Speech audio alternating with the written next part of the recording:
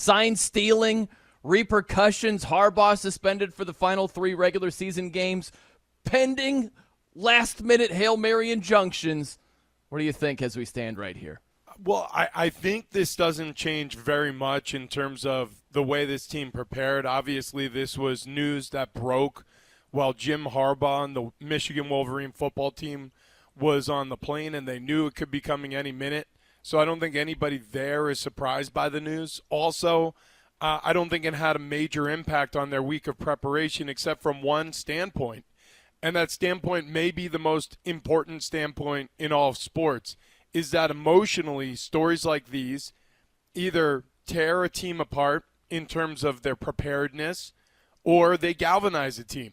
Well, in this situation where Jim Harbaugh can prepare like he has any other week of the football season and there were no sanctions sent down on the Michigan football team, the emotions have galvanized this team. You see it on social media with many of their star players, with all of their players, it seems, responding to this with a very, okay, now we're going to go back to work. And then you have all of them show up for their flight today with T-shirts or yesterday that say T-shirts with Michigan versus everybody. So clearly inside of that building, while the rest of the world is speculating what's going to happen with Harbaugh, and the rest of the world has an opinion on sign stealing and, whatever it was being alleged against Michigan, those football players just want to go out and show everybody that they truly are the biggest and baddest dogs on the yard, and they've got a lot to prove today against Penn State. This could be the tipping factor for them against the Nittany Lions. Yeah, this changes nothing for the game in terms of tactics. Like, I think, and I even heard on Wednesday that this was going to happen. I was in Chicago this week, and I was with a couple of, people who are kind of plugged in, and we heard on Wednesday that a couple of the Michigan people were kind of clamoring over this, and it might happen Thursday, and of course it happens Friday, the day before the game, which just, I think, timing-wise was just silly. But it is rare in college football where the conference of the two teams playing provides the bulletin board material for one of the teams. It's a very weird situation. I don't really know how I can remove my bias from it because obviously I want Penn State to win today, and nothing the Big Ten did yesterday helped that. They only hindered that. But I'm still kind of in my feelings about it, frankly, because it's a very strange situation. I hope Penn State finds a way to kind of also get some motivation from this. I think if you're James Franklin, what you're saying is now Michigan wants to make a game not about a game. Let's show them why the game still matters, right? Everyone in this game, nobody's actually talking about the game anymore, and it's a pretty important game. It's actually the season for both of these teams, really. And I hope that more focus gets put on the game when the game's actually being played, and whichever team handles those emotions the best is going to win this game because it's a pretty even matchup. I think Michigan has a little bit of an edge, but Penn State's got the home field, and I think there's a little bit of a edge now baked into Michigan because of this galvanization that the Big Ten has provided, basically giving them the bulletin board material on a silver platter. We'll see which team handles it better today. The T-shirts are so lame. I mean, I get it. I know you want to play it's Michigan against everybody. I agree. It's us versus the world. I get that you want to do that, but it is so freaking lame. This would be like if I go out in the highway and I'm going 95 in a 70-mile-per-hour zone and I get pulled over and I get a ticket, and the next thing I'm doing is wearing a T-shirt, the law versus me. It's like, no, dude, you did something wrong and you got punished for it. It's not the world against you. The T-shirt should be Michigan versus Michigan because you guys screwed yourself. And you want to spin this, it's everybody against us. No, you guys were idiots and had a guy in a Bobby Valentine, fake nose and glasses. And what are you guys doing? And now you want to make it out like everybody's out to get you. Like the Big Ten is out to get you. Your own conference is out to get you. You guys are morons. That's what it boils down to. And your T-shirts are stupid. That's one of the things that I think about this whole thing. I mean, from, whatever it is, 30 or 40 or 50-year-old, person looking at, 18 to 22-year-olds wearing goofy T-shirts, it may seem lame. But when you're 18 to 22 years old, and a lot of these people look at these coaches as being infallible inside of that locker room, I mean, truly, I remember when I was in locker rooms like that, I looked at the coaches. The coaches control my life. The coaches are basically parents. And you went and you worked for a university. I mean, because that's what it is. You're working for a university. But you were answering in a very, almost son to father way to your assistant coach, whether you're an offensive lineman or a linebacker or a receiver or a defensive back, you truly have a dad, right? Or a father figure who's guiding you through this process. And then the overarching patriarch of the whole quote unquote atmosphere inside the football building is the head coach. So in the case of these football players, somebody's attacking their dad. Somebody's attacking the father figure. Somebody's attacking the patriarch of this system. And when that happens, you defend them. And honestly, right or wrong, you defend them because that's what's built inside of those locker rooms. That's what's built on the practice field is trust and a familial relationship. So I get it. You could think it's lame, and you may be right. To many people, it may be lame, but to those Michigan football players, I promise you it's not lame. I promise you it's a rallying cry for the great majority of them because when you attack one, you attack all. Think of it in terms of a family. Somebody attacks your mom, whether she's right or wrong, you're coming after her. You're coming after whoever it is because that's what you do for your family. Well, guess what a football team is? It's a pseudo family. So yeah, I think the problem for Penn State this week, getting back to the football game and the way this is going to actually affect the game itself, is those emotions are real. Whether they're ginned up by a figurehead at the front of this football team who may not even be there next year, and Jim Harbaugh, those emotions are real, and they're going to be, exposed today when this game kicks off at noon. This is first of all, the Big Ten did not handle this well, I don't think. And maybe when we look back, we'll know more about why, A, it took so long to get to this point, and B, why you didn't, at this point, just wait till the end of the season, because it's not going to harm Michigan. Like, the Big Ten is trying to punish Michigan. This is not punishing Michigan. This is just giving them more reason to be excited this year. Now, next year, sanctions, the coach leaves, things change. There can be more punishments that are, I think, going to hurt Michigan more than just taking a figurehead coach and removing him from the game field 3 games. He gets to coach the whole week. He gets to be with the team the whole week. And then on game day, he just goes, hangs out at some bar somewhere and watches on TV or wherever he's going to watch. And everyone runs the game as usual. They've been practicing for that all week. So it doesn't change anything about the game mechanics. The only thing this punishment did was give Michigan the emotion, the fuel they needed to maybe get over the hump because they've been close, right? Last year, went to the College Football Playoff, beat Ohio State, fell a game short, 2 games short, really.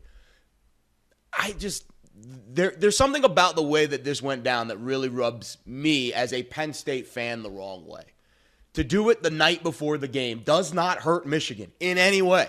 It only makes them stronger for this game. And I think they win. I think they cover. I think it's an emphatic win. I think if they handle the emotions and they use it as the fuel, this was not a punishment doled out by the Big Ten yesterday. This was an opportunity.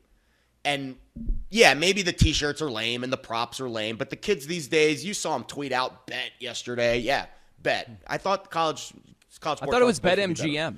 Yeah, right, exactly. I thought it was Bet MGM. Like it was funny because one of my friends was a big betting guy. He screenshotted all the tweets, bet, and he's like, "What are you going to be doing on Saturday?" Like it's just, yeah, sure, it's a punchline, it's a meme, I get it, but inside that locker room, to Rich's point, this is everything, and emotions in college football with these kids is everything.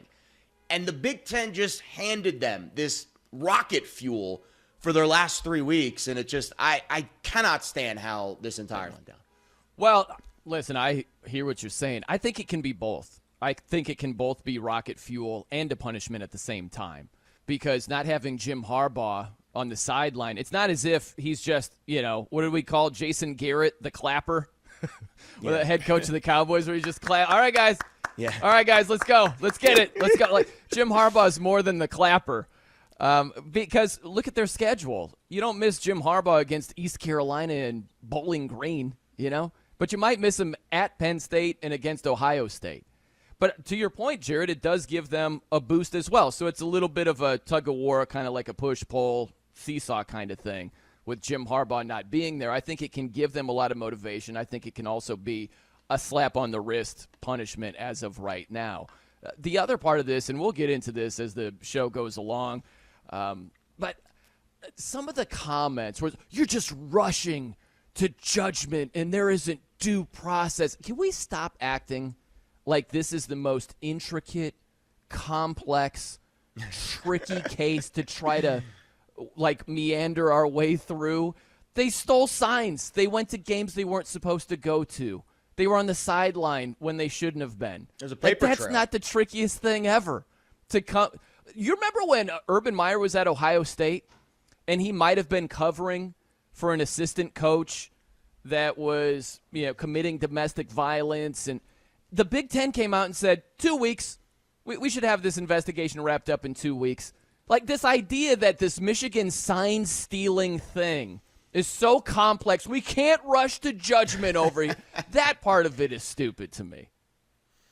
Yeah, I mean, I understand both sides of that debate because I think for a lot of people, their concerns are, what exactly did the Big Ten investigate? Did they host their own investigation, or did they use the partial investigation or pieces from the partial investigation that has been so far accomplished or completed by the NCAA? Like, what is the chain of command with disciplinary tactics? I think it's unclear. It's very clear with the NCAA, which is supposed to be the governing body of, things like this, the suspensions. Not to say that the Big Ten can't, and not to say that it's completely unprecedented, but there's really that question of, well, how thorough is this investigation, and who's conducting the investigation, and what, if any, involvement did the commissioner have in this investigation, and what, if any, involvement did the rest of the athletic directors of the conference or the rest of the coaches of this conference have in terms of this investigation. I don't think all that stuff needs to be made public.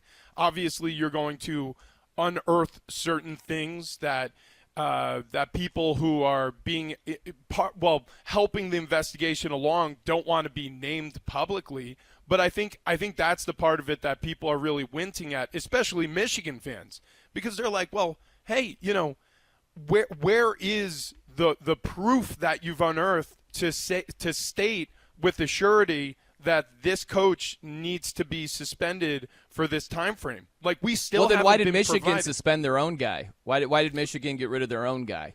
That just fell Get from rid the of heavens? Connor Stallions or whatever his name is? Yeah, why did Stallions head for the hills there if he's so innocent? Why did that protect happen? himself legally.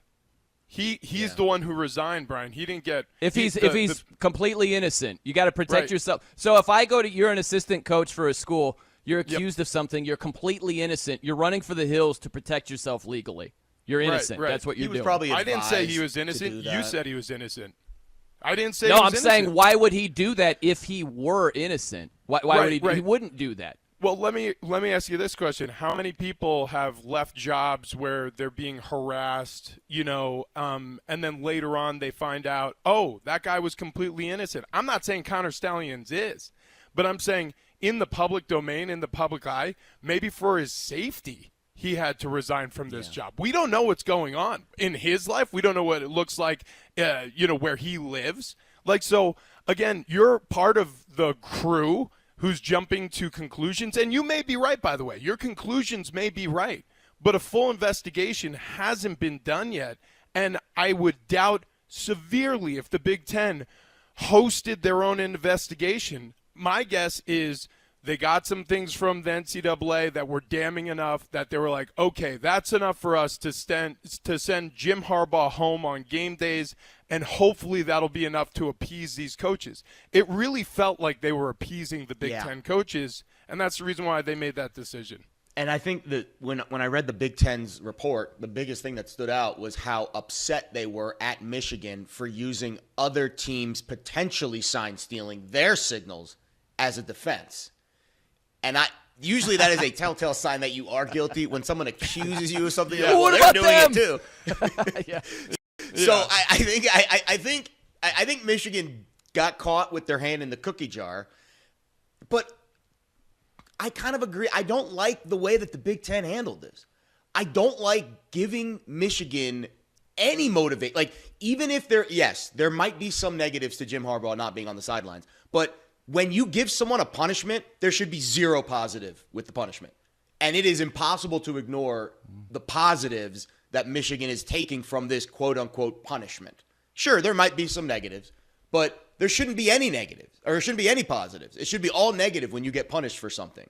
And I think that is where I find issue here, is because the way that this was handled, the timing of it, the fanfare around it, the buzz, the hoopla, the he said, they said, this said, that, it's not hurting Michigan enough to give the punishment mid-season and drop this nuclear weapon the night before the Penn State game.